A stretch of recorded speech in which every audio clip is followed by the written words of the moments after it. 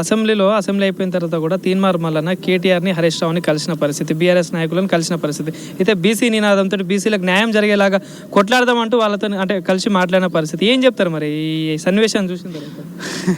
రాజకీయంలో శాశ్వత శత్రువులు ఎవరు ఉండరు, శాశ్వత మిత్రులు ఎవరు అని ఉండరు అంటారు. మేమే చెప్తుంటే చాలాసార్లు లక్కాకులు వీళ్ళు ఒక్కాకులు చదువుకున్నారు, రాజకీయ నాయకులు అంటే అంతా అంతే అని. మనకు గతంలో ఆర్మూర్ ఎమ్మెల్యే రాకేష్ రెడ్డి గారు ఒక మాట అన్నారు. ఏమన్నారంటే, అరే మీరు కొట్లాడుకోకుండ్రి, మాకు కులం లేదు, మతం లేదు, ప్రాంతం లేదు, లింగం లేదు, మాకేమీ లేదు, మేము ఇక్కడ వచ్చిన తర్వాత అందరం మేము కలిసే ఉంటాం, కౌగిలించుకుంటాం, మాకే భేదప్రభావం. మీరు ఇక్కడ ఈడు నా ఓడు, వాడు నా ఓడు, వీడు నా ఓడు అని మీరు చొక్కాలు చింపుకుంటారు, మీరు కొట్టుకుంటారు, తిట్టుకుంటారు. అట్లా కొట్టుకోకుండ్రి, మీరు విధానమైన చర్చ పట్టుకే మీరు చర్చ పెట్టుకోండి, ఆ తర్వాత ఎవరి గూడు వారిది అది చూసుకోనని చెప్పాను. ఇప్పుడు అదే నడుస్తుంది రాజకీయంలో. నేను అదే అంటున్నా కదా, నిన్న మొన్న ఎలక్షన్స్ చూసినాం. ఏ ఎలక్షన్ అయినా డబ్బులు లేకుండా జరిగిందా?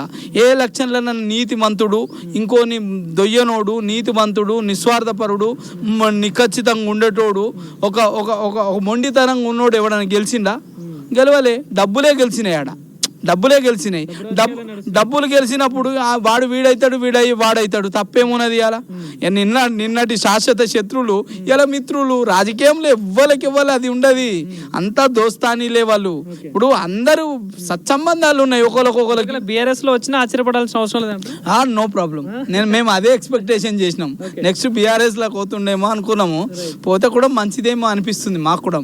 ఎందుకంటే అంత కలిసి ఉండాలి కదా, మంచోళ్ళు కలిసి ఉన్నారు అంటే అది వేరు. ఇక అంతా రాజకీయ నాయకులు కలిసి ఉండాలి కదా. సో కాబట్టి అట్లాంటప్పుడు దాన్ని మనం పెద్ద విషయంగా మనం ఆలోచించాల్సిన అవసరం లేదు. ఇక రాజకీయ నాయకులంతా లక్కాకులోళ్ళు కాబట్టి వాళ్ళ మాటకు నీళ్ళ మీది మూటకు పెద్ద తేడా ఏముండదు. ప్రజల సంక్షేమం, ప్రజలు మీరు మారాల్సి